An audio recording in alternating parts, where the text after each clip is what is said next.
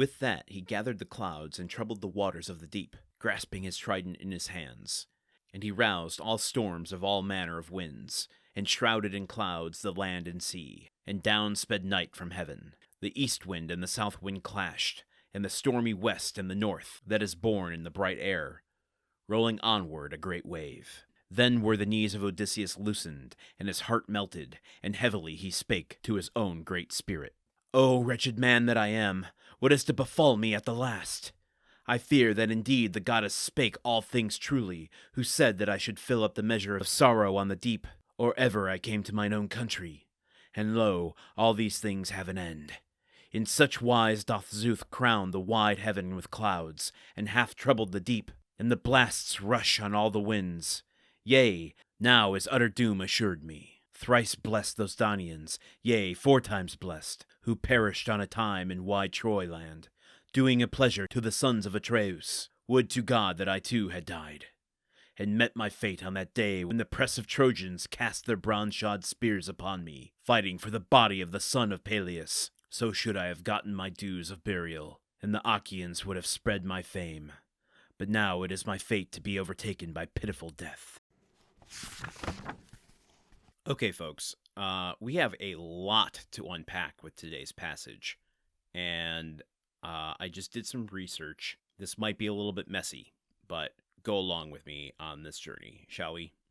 Hopefully our ship doesn't crash on a rock as we try to bring the points of today's episode home. So, Poseidon, drawing up a new storm in which to waylay Odysseus.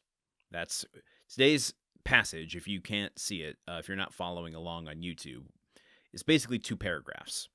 The first paragraph being what Poseidon is doing, and the second paragraph being the speech that Odysseus gives. Okay, in that first paragraph, Poseidon is bringing forth a storm, which includes a huge wave, incredible winds, dark clouds, frightful enough to weaken the knees of Odysseus while he's on his raft. Let's just go into some research about that first before we go into the Odysseus stuff. I was a little curious because we're using capital letter proper nouns when he says the east wind and the south wind clashed, the stormy west and the north.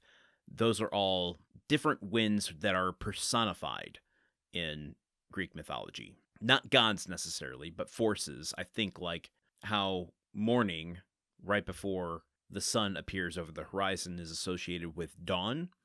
I think that the winds are like that. They are a natural force that is personified by a group of gods. We might go into that later. I don't want to get bogged down on that now. But my question was, if Poseidon can command these winds and bring in clouds over the land and sea, that seems like a contradiction to Zeus's powers, since Poseidon is god of the sea and Zeus is god of the sky. How do we square those things away?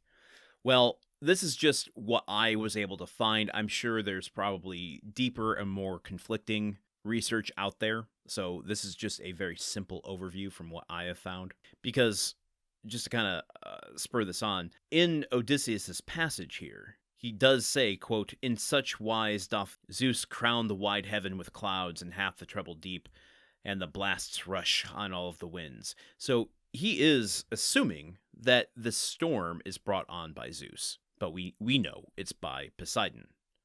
I'm just assuming. Obviously, we're creating mythology as we're telling this story, so contradictions don't really exist. So how do we square away and understand the difference in power between Zeus and Poseidon? It turns out that each god has complete command over their own domains. So Poseidon, having the domain over the sea, he is able to conjure forth these natural forces of the winds to create this storm, even though they do come from the skies.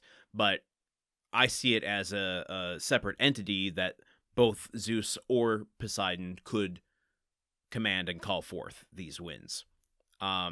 Where Zeus can command all of the gods, he controls the cosmic order and fate of things, ultimately decides the outcomes, Poseidon has near total control over Odysseus's journey home, since it happens to be on the sea. This would create really interesting dynamics and contrast and contradictions and strife and tension between Poseidon and Zeus, particularly since Zeus, now favoring Odysseus, is being seen as the perpetrator of the storm against Odysseus.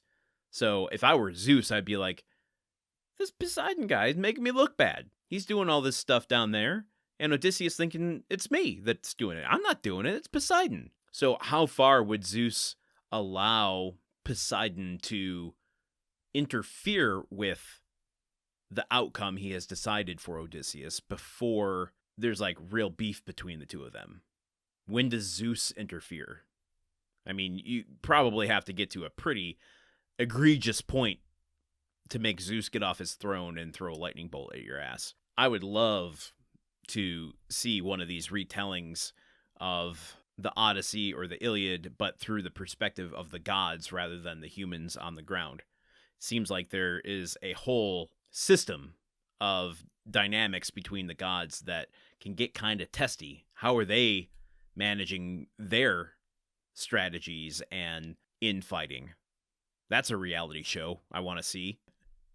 The other thing I want to mention here is Odysseus's little monologue there, because it demonstrates, I think, something that is indicative of the ancient texts that we're reading here.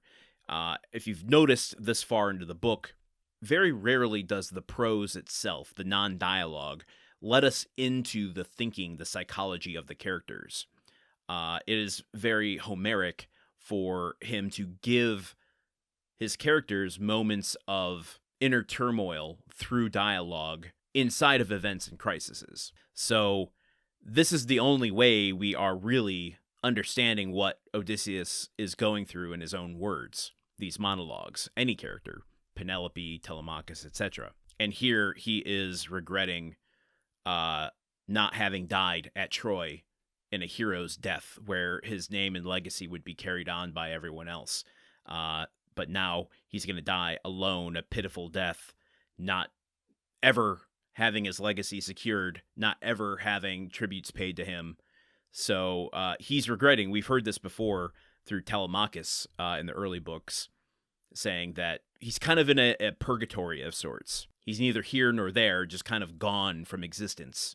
And he is regretting that as the storm comes on, as he assumes it is imminent death. Okay, let's continue here tomorrow with a little bit more of Book 5. Until then, I'll see you. Okay, goodbye.